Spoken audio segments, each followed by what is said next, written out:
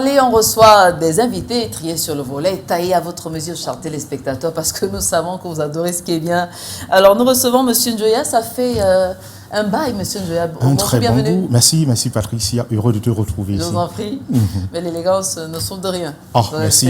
Venant de la voie la plus autorisée, je ne peux que m'incliner. Je vous en prie, vous êtes le bienvenu. Merci. Et you are not alone. How are you, Mr. Dr. René? I'm doing great. Thanks for joining you this morning. Okay. We are glad being here. You're welcome.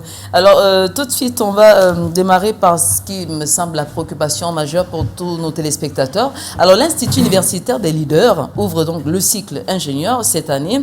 Qu'est-ce qui va vraiment changer, en fait? Merci. Donc, de quoi s'agit-il? Ok, merci Patricia. Déjà que bonjour comme ça aux charmants téléspectateurs du Canal Matin. L'Institut universitaire des leaders, comme vous venez de le dire, donc fidèle à cette devise et qui est donc celle-là de pouvoir donc toujours mettre à la disposition des Camerounais des formations tout à fait adaptées à leurs besoins et surtout aux besoins socio-économiques, a donc une fois de plus bénéficié de la très haute attention du ministère de l'Enseignement supérieur qui lui a donc donné quitus de pouvoir donc former les élèves dans le cycle ingénieur. Et pour être plus précis, il s'agit donc d'un concours qui a été donc lancé depuis le 10 septembre et qui donc va donc permettre à 330 élèves ingénieurs de pouvoir donc intégrer l'Institut universitaire des leaders. Et il faut donc rappeler à l'intention du grand public que cette formation se fait donc sous la prestigieuse tutelle d'une école de référence telle que l'école de Douala. Alors, modalité pratique, il y a donc qui est donc la classe préparatoire qui reçoit scientifique, industriel et aussi postuler pour entrer donc dans le niveau 1 qui est donc le niveau préparatoire. Et maintenant nous avons donc le niveau 3 qui reçoit donc tous les détenteurs d'autant pour moi d'un baccalauréat plus 2, à savoir un BTS, un DEC, un DUT, voire ceux qui ont donc une licence dans les filières technologiques industrielles aussi. Ils peuvent donc postuler pour ce concours-là. Alors, la date précise du concours, le lieu, c'est le lieu de référence. Il s'agit tous, après donc le concours de temps pour moi, les heureux de cette formation dans un cadre tout à fait exceptionnel, à savoir au sein donc déjà passé déposer les dossiers à la puce bateau que vous connaissez certainement, sur les berges du Bourri. Et ceux qui ne sont pas dans la ville de Douala peuvent tout simplement se rapprocher auprès des différentes délégations du MINSEC au Cameroun. C'est bien, il s'agit uniquement de 330 places, c'est-à-dire il faut vraiment faire vite afin donc d'avoir la chance d'être parmi les élus. Et pour sortir à l'instant où on parle, le promoteur, soucieux donc de la formation de ses étudiants, m'envoie un message à l'instant. Donc ceux qui aimeraient donc déjà préparer ce concours peuvent se rapprocher de l'Institut universitaire pour bénéficier de l'expertise des personnes qui ont été choisies pour pouvoir donc leur donner ce coup de soutien en vue de ces concours. Ils ont intérêt à s'activer dans quelques temps. C'est dans quelques temps. Le temps il passe super vite. Exactement. On va rappeler au-delà justement de cette filière innovante, est-ce que les leaders gardent les mêmes filières?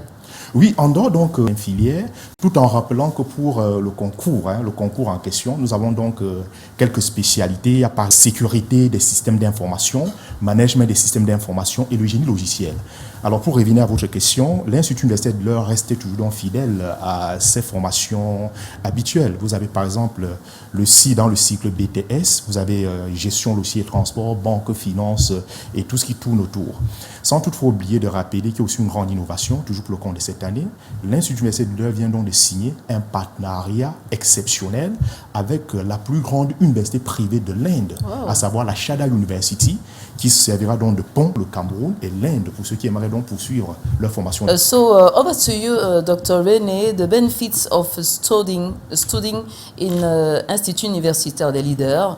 Why should a student, for example, who can choose Institut universitaire des leaders for their university studies? Well, thanks for that question. You're welcome. My colleague was just saying some few minutes ago, Marcon, education is the passport for the future.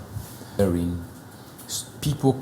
Cameroonians can begin to prepare for that future, they dream of, not only in terms of the availability of the staff, of the education that is given out through the Institute of Leaders. When we talk of the quality of the education, you discover that at Leaders, we are so concerned as to the quality of our staff. We don't just pick anybody from the street to jump into the boat to become a lecturer or an instructor in Leaders, and that is a lot when the quality of education is given. Not also that at Leaders we focus so much on research.